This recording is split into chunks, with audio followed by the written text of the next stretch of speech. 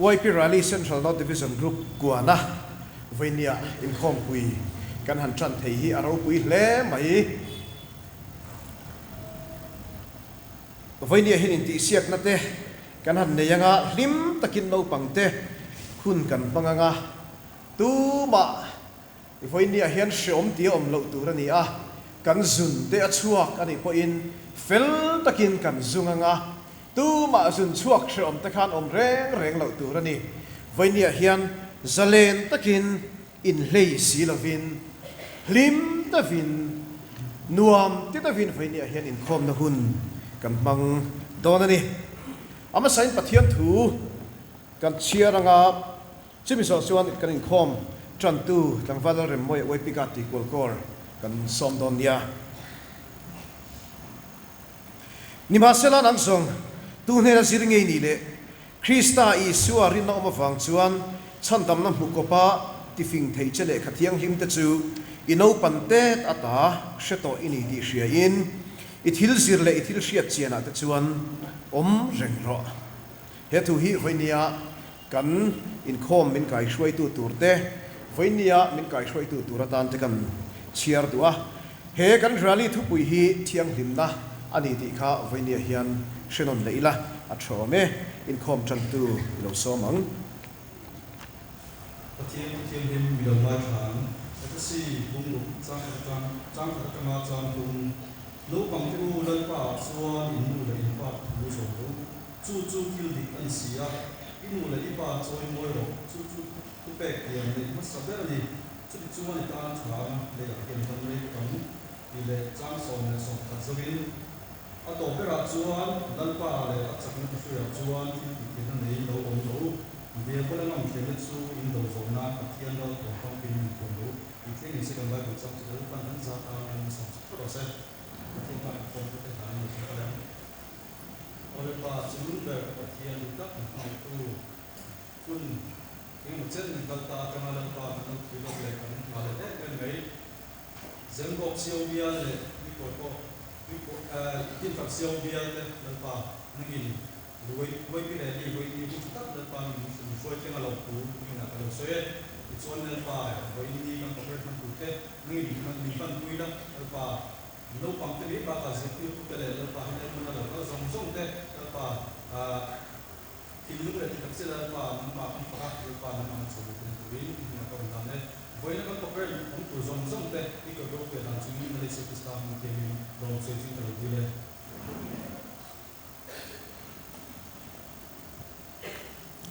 laka thang na number thum som ni pariat na isual ritpur ti pauna iduem tikha kansa dona ni kansa ho zofanga kan rally convener captain Bidal mingmoya inlom na hunte mang Thurin aron ting suidonia isual ritpur ti pauna iduem sa thum som ni pariat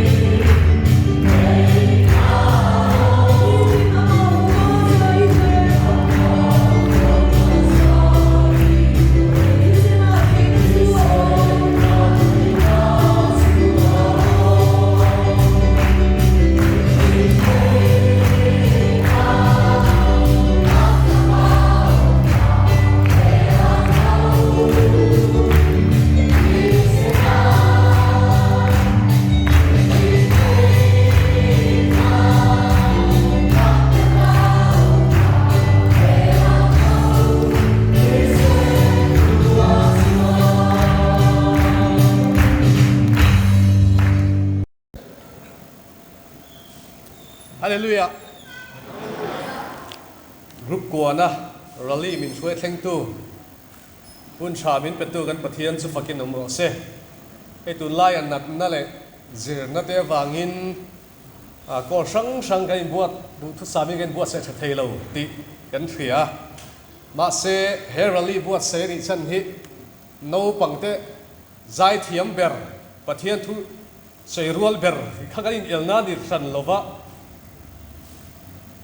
ka tong trai na chuan an chang an zir te hi an nun kai hroi tu an dam chunga tan nun hroi tu ni sela fakna hla te hi in do turan ma ni buat se reng tu hla ni se ti hi ka tong trai na ni ya chu tian tur chuan veni a po hen ka lo lom cheu ni rally palai te kan in lom mai in rally council ina kan vel pani khat chu han sei kan du a tun laia mobile phone cell phone akvek in ni de vek a lian lam phei chu ma se nu le pa le in father on shoi tu te po kan sei tel kha li sela items le intihsiakna an nei lai ten Zemabawk Corps media cell in kan program in cover effect don awangin mimala thalo la kha kan rem ti lo ani che chiat na omreng turang chi te phei ka su kan du hok lova kan tu le kan fa te he no pang dom tak pui tling zon tak an nei the turin ti sual pal an lo nei po hetilai huna to tur hen kan du ni chu wang chuan in lak stick le in ti thu lam ai ma in no pang chang lian zel tur an ma khwa kan ngai wanga heng rom man ani ti kha kan sei du ni sela tin endik tu turin Corps panga tun rally a hian ngan tela Dinthar CO Bial changin Tuikual Corps Dawrpui Vengthar Corps le Dinthar Corps te nia Zemabawk CO Bial changin Zemabawk le Lungbial Corps te ni boka airfield le tire he no pang an nei lo wangin an tel ve chak le an ti ka ringa ma se no pang nei lo chun tel ngai na khawm lova so wang sun Corps panga changin khawmpui rally hi kan han nei do na sunga tana intihsiakna chinga kan nei tur min endik tu tur te intihsiakna sang kan nei a min endik sak tu tur te a khongai takin an thutna chai han ding sela ma sak per lo lo mi la thange kut begin kan in lom do nia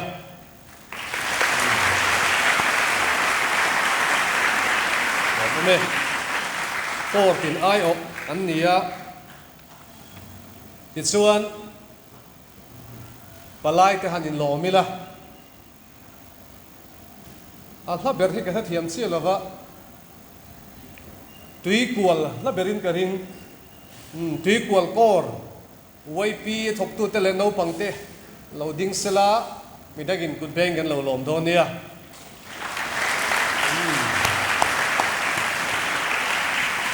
me akal zat ka tu secretary he nine report ho wangin report ai lo sela ti chuan tun kan in ti se turata na thok rim ber nia ka siat Lungbial Corps lo lom le te an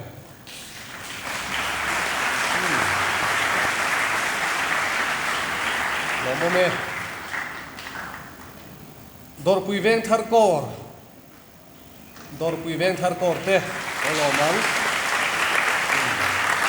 ma se tu kan suwa a theng tu Corps Zemabawk ding vele sela dang te lo lo ve thungila a lo mom le mai chen ka chuan din tu ti pa ta chong lo wa Dinthar Corps te lo lom le an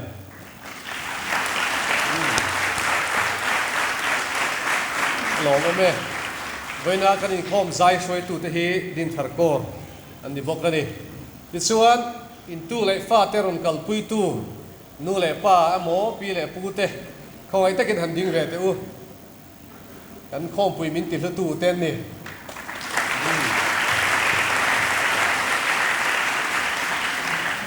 kan lom lo Zemabawk Corps atanga local officer on in khom te rally na kai noi ni lo he program ngai thor on in khom kha kan oma loading se le lom ve te ang me Isua kan lom lo dang song po kan lo lom sewa inkhawmpana hian Zemabawk Corps in thingpui le amete eitur abot saidon so sir te kai shuen noi te kina kan dan tu non puang don ani tin intihsiakna chungchang ha kan soi fialo kanga program sit kha kan vai dai kan semani lova then khat chawin kan hmuwa kata khan intihsiak dan tu ra khan ronin tlar thasa thap mayama se kha ain dot dan tu ra ni chong lovania alphabetical order rem mayania ani lo chun Dawrpui Vengthar ka saber char mai dona program balan dan ka chuan affair lo ti kaum pal theya ka shoi tu te zalen na council Canada kan shoi tu ten ain dot dan tur hi ipotang an ti le kan potanga kan in ring thowa hetiang het kalma sasila adot le chuan a to patang chan le an ti pon kha chu shoi tu thunei na ni do na ni pole kalome kan rally convener kan lo me kan rally convener te hi chum kwa dam lo na wangin phailamat culture chara amai ro chu tiang chung chuan in thei patop in helai in buat sai na zong te miron kai shwaya achunga po kan lo ma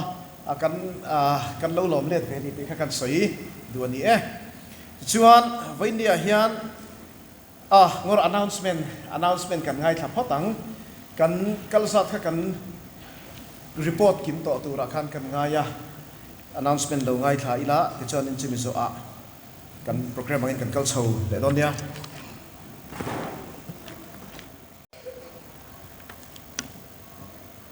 of India hianin Tuikual atangin YP company gat le no panghi mi za ron kal theya Dawrpui Vengthar atang hianin no pang sumnga pani gat pasari le nule pate pariat anvain mi somruk pasari anron kal theya Dinthar atang hianin no pang somsari pakhat gat som pali le nule pa pakwa anzavain mi somkwa pali anni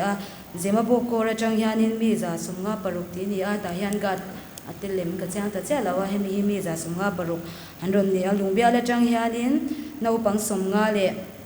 gat pasari le nule pa pasari anzavain somruk pali ni hetah kan hu thei china atang hian kan zawai mi zali somriat pakhat angbor vel kal kan ni tika kan soidu chuanin India hianin kan shwai tu kha Dr. Ejlal hen moya YPSM Zemabawk Corps ani channa min nei saktu khala rem moya YP gar Tuikual Corps ani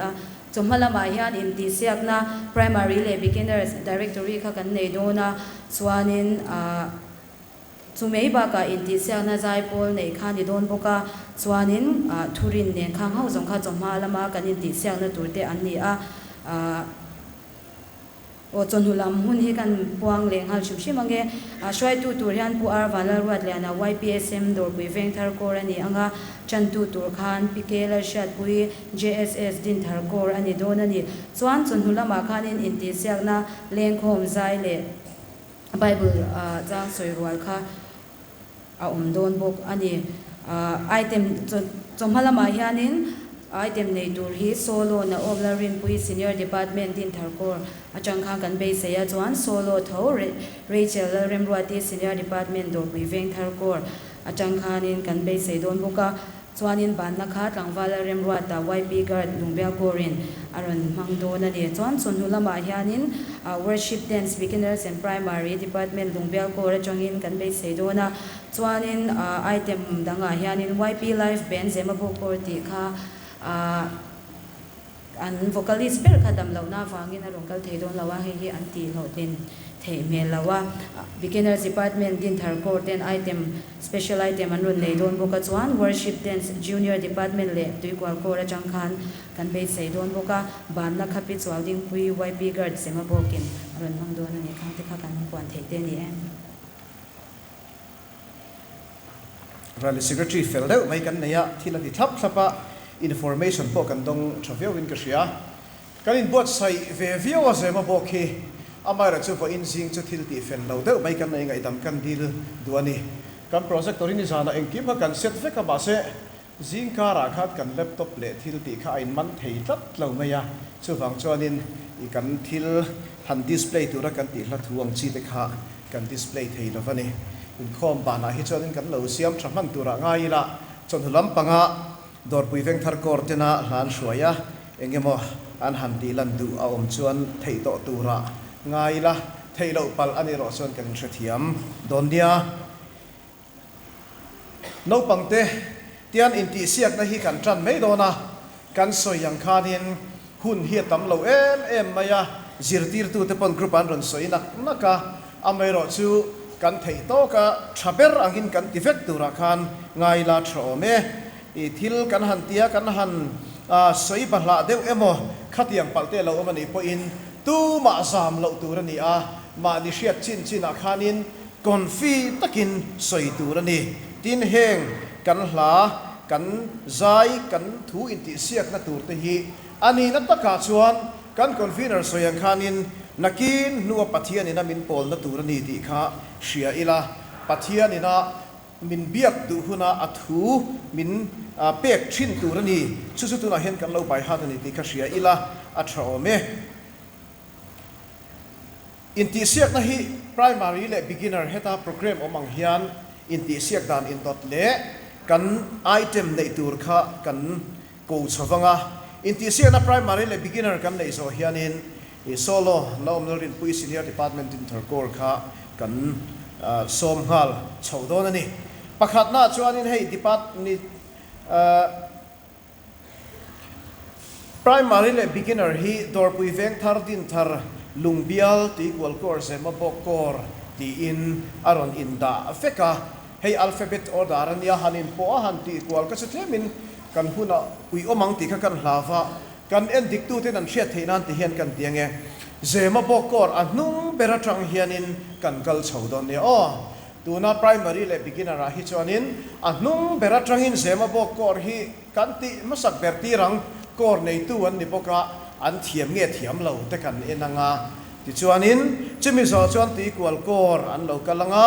Lungbial Corps Dinthar Corps Dawrpui Vengthar Corps tiang chuanin an local chhodon ani item te kan nei zowanga kan item te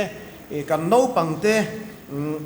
kan Lalmawizuali na Thurin kutkha kan lo beng anga chutiang chuanin i thatakin moi takin lim takin hun kan mang don ani han nui deuh ham na omani po in kan nui azanga kan han nui hak chang te omanga amai ro chu Zaipawl no pang chu kan thria tang khan nung chang moi fel kan nia wangin in hlei zui lo turani a ma dibulami te han ti puya han trong pui reng kha kan tingai lova amai ro chu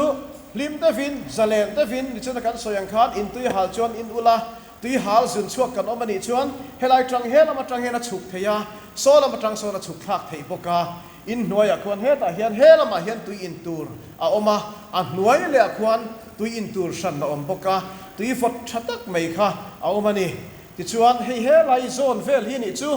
helai in chuk thak che hian in hria anga thang lampanga kwan mi pa le mei chia in thiarna toilet te a omani ta kwan in kalanga he lampang a thu bik te tan a tul chuan he lampang a hnunga hian kalna toilet kalna om boka he laia hian a lu phei thei bokani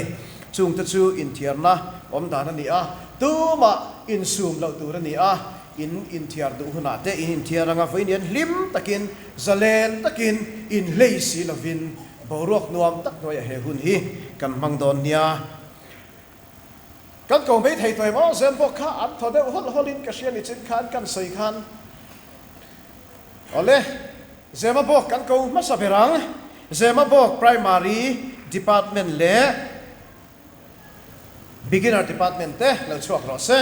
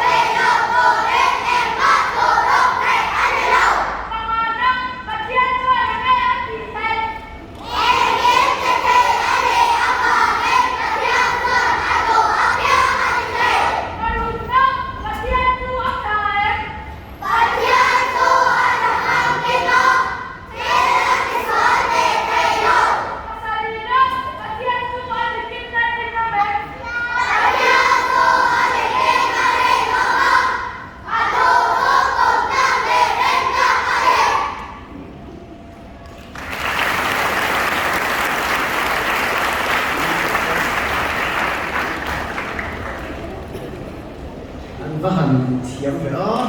Tuikual Corps te kon en ring le ha sura ka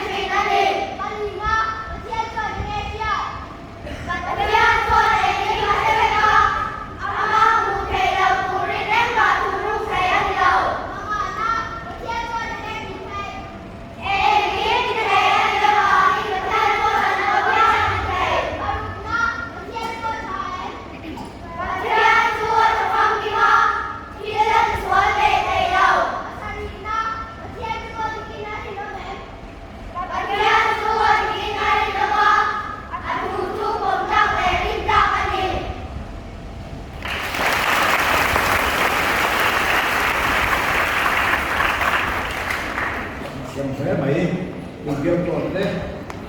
ring na sa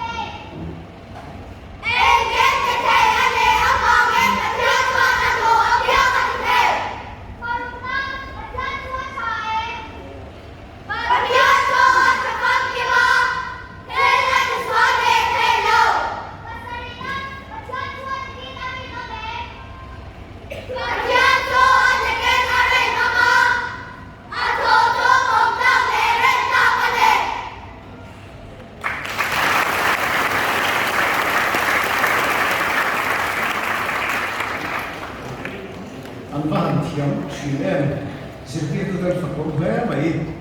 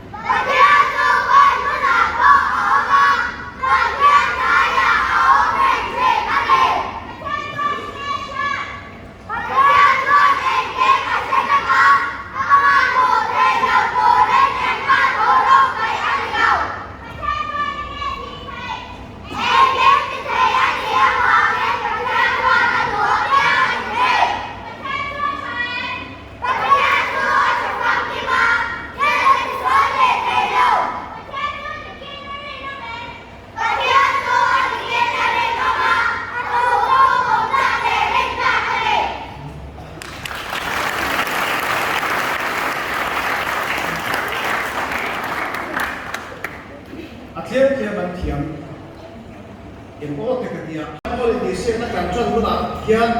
tuna kan kal dan le chia khan kan kal ve thumang Dawrpui Vengthar Corps an kal musaberanga Dinthar Lungbial Tuikual Zemabawk yang chuanin tuna kan kal dan opposite se kan kal thundor ni le naomi lo somang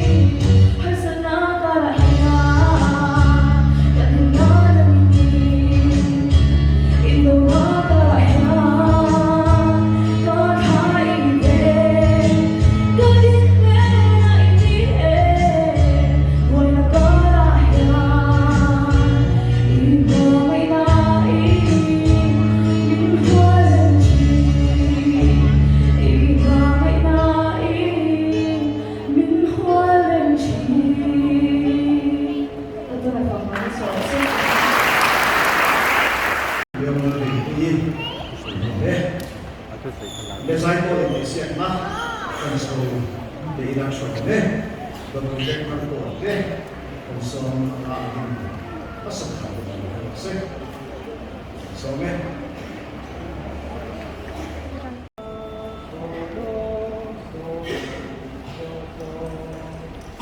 Oh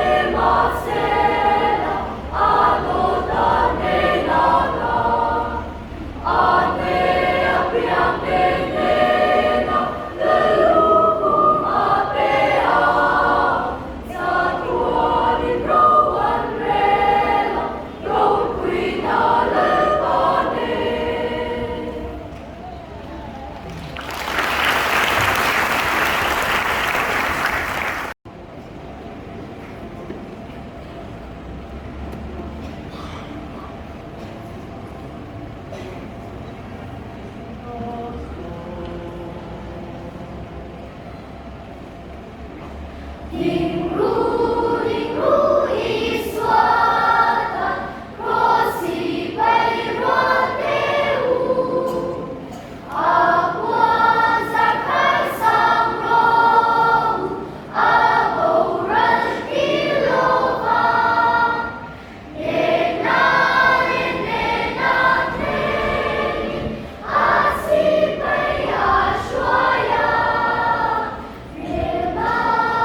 lỡ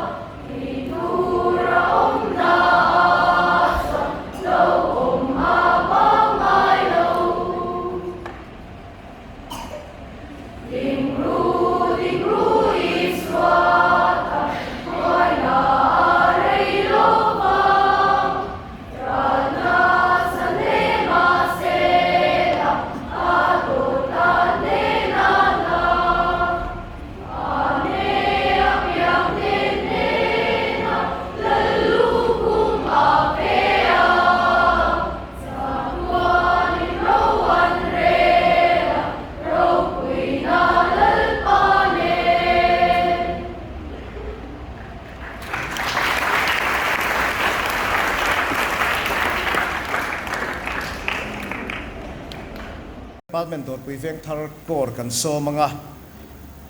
oi lo som phatang hemi so hianin kan kal chhoze langa Thurin soirwal kha kan ti chhole don ani Racheli asai so nuwa hianin Thurin soidan turin dot khachu kan buang to ang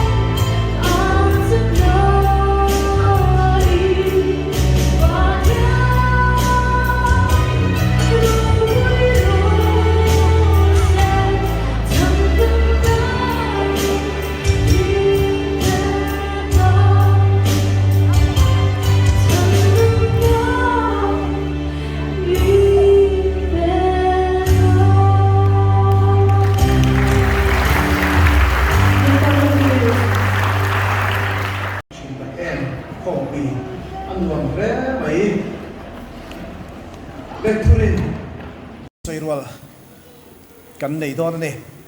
ให้ฮิตชมฮากันอินที่เสียกนัดโตเบรานิโตอะทรัดเตวินรอนใส่ดอนเนี่ย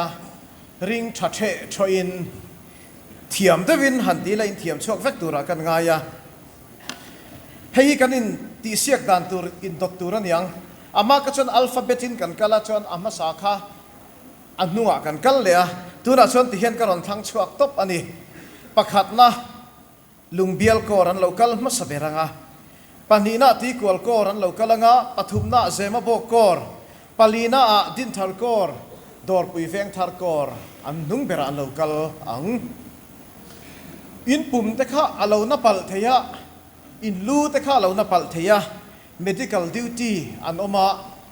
เฮลายาเฮียนินชัวชักลำปังสลายส่วนอาสาเตกันเราอินรัวตังะกันอินเราโจตังะ medical duty อันเราอมเร่งะอินนัดเตขันพัลโลวะเองเงโมชิอมเดวเล็กเองเงโมทิลินในชวนินอันเราเอ็นกอลซุงตอนเสืออันนี้เล่ทุรินกันจันทเยมลุงเบียลกอรินริงเยมเล่อันนี้จริงอันยังอันปุ๊บเงาไหมเล่ลุงเบลกอร์กันซ้อมไหม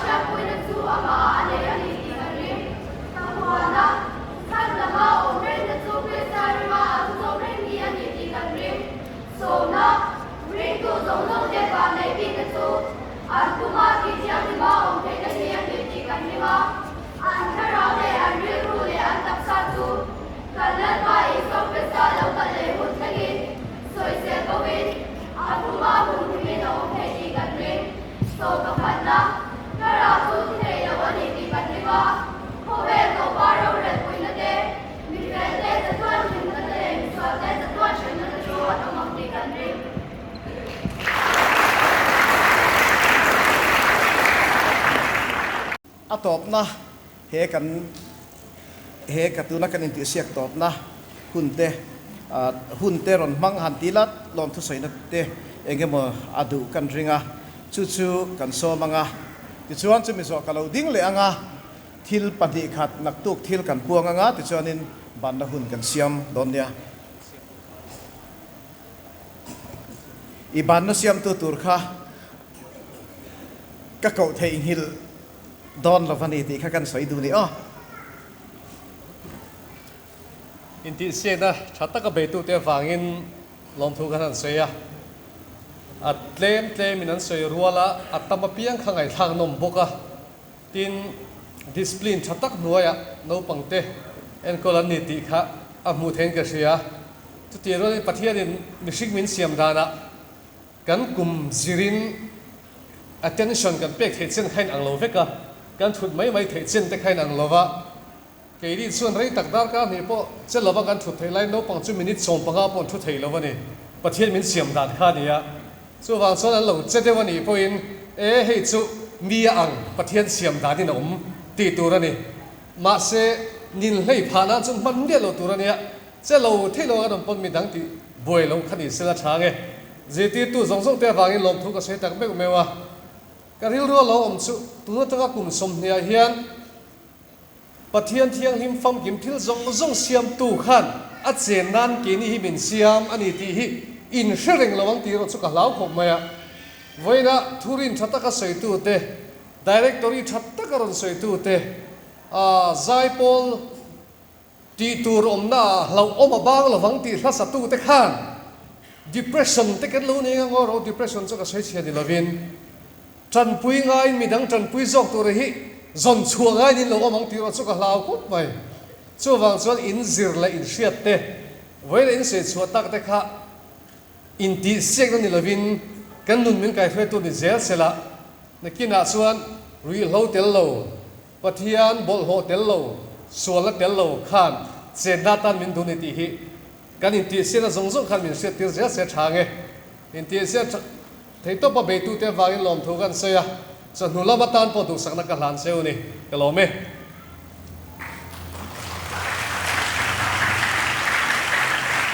intihsiakna kan nei lai khan naupangte helai local kha kan lo entry na i pathian rama naupangte kaltur naupang sa sari le som kan oma he kan bel nia hian zirtir tu somruk kan oma ni ka ngai tua naupangte te local te pathian ram an lut turani ti kha karil ruwa lo oma khalam kha ka ngai tu ana salu tu kalal pa to tro tari khuna chuan ti kha kalo zong vela i chu ban lam pangkha ban na siam tu tur kha karil ruwa alo lang talo ani chu wang chuan ban hla te ka kalo than khal vela ma se ban hla ka than kha chu kanin khom ban zon nuwa hianin refreshment tur hian tlem te engemaw in puat cha lok ngai aloma wangin Dinthar Corps ten min hruai anga kha ka chu he ban na siam tu aron din zon nuwa hianin i kan sa hole don nia ka haron than ka chu tun ban na tan chuan kan sadon lovani ti kha kan ron soi ani naktu ka hianin intihsiakna te kan nei don lova kan rally secretary khan aron puang chiang to a chanu a hianin thupui topic discussion kan nei don ani chuta chuan naupangte local factorin kan som tu tur big chu kan nelo mai theya amai ro chu kan an soi non le tu a naktu ka chanu kan in khomanga ti hian fakna in khom kan nei anga kan item te kan nei sofanga chuta chuan ate ho helai hmuna hian omanga intermediate le senior department junior apo alian duhte po an ni mai thein zirtir tu ten khalam pangkachu an lo thrathiam tura ngai ta ila YP hola kan chukanga chuta chuan he kan thupui topic discussion la hi kan nei don ani ate ten helaya thupui mang thovin hun an lo nei don ani ti kha kan hretura ngai ta ila ta chuan laktuk chanu a chuan alian lama po ate lama po aniang chu ri hlo chungchang te thil chungchang he kan nun kong te kan zir na chungchang te chutiang chu hun hlok tak mai reilo te chunga pang turin in buat sai ani ti kha kan sai duwa khawang khan laktuk helai huna in khom lo kha phal chi ani lovani ti kha kan soi le duani engponi sela he kan thupui thiang hlimna ani a tuna kan inkhawmpui na hian kan intihsiak rualin thiang hlimna kong kan honpui ngei kha he YP rally group number 9 hian adu takset ani ti kha kan soi le duani refreshment hi kan vaya kan kalchuan naupangte te kan ni a in tlemin in kaldan tura kha aboi deuh pal an hlo awangin hetiang hian refreshment siam tu lampangte le kan asar ten chua dan tura ran soi ani pakhatna chuan chnuai Dawrpui Vengthar Corps hi hlaswai tu turan ni awangin kan asar te ron zia pa ka hian Dawrpui Vengthar Corps a hlaswai tu tur zong khachu an ziat tel lo na ma se lo chua vat sela ti chuan refreshment ei ma se berse ti khata tang hian kan soi du ani ti chuan refreshment te kan an ei zawanga khulaya engemote refreshment chi hrang te tui in te toilet te katiang thil kan an ti zawanga pona hian chua zung lo tur ani pon lama chua hi security te kan traffic ten an lo phal vak don lova chuwang chuan pon lama chua tum lo kha a thaperani ti kha kan an soi du ani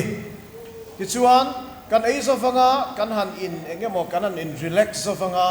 Dawrpui Vengthar Corps hlaswai tu turten helai huna hlaswai an tran chho mai anga helaya kan zai dap to chuan no pang zong te kan lut khomanga voinia chuan ke mani kor thutna theu akhan kan thule don ani chonu in khom tran hun hi kan da lova ta chuan an ron zayanga zainon kai hroyanga chu ta chuan kan lut kimani ti kan hria ta chuan chonu hi kan tran zui chho mai don ani ti kha kan han puang tel du ani ti chuan refreshment ei tura khanin Dawrpui Vengthar Corps la hruai tu turte an chua zo a pon lama mi te son an zuyanga lakina asarten ei thei to eti kha an ron soi vele chu kan hun man dan tur ani chu Tuikual Corps in an zui le anga chuan Tuikual Corps an zui zo in an di zo a Dinthar Corps le Dawrpui Vengthar helai thar hi an chuak le don ani ke chuan Lungbial lampang le pulpit lama thu he lampang a thu ho zong hi chu asarten kal thei dan tur ron soi huna helama hian kan kal don ani an ron soi lo chon helama hian local lo ta ila khulai kon hun zawlu tuk lo ma wangin kan kal chua thei hun tur ron soyanga kan kalanga ti chuan Zemabawk Corps ten he lampanga Dinthar le Dawrpui Vengthar Corps te an chua zo nuwa anung bera Zemabawk Corps ten kan zui ve don ani chu kan om dan turte kan thilei dan turte ani tlangwal rem ruata Waipikat Lungbial Corps Vanlalliana Thurin ilo somang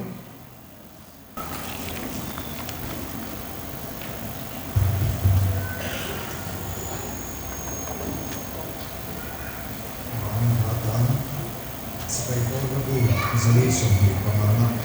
naupangte course yang tadi ya. Zaipawl kita.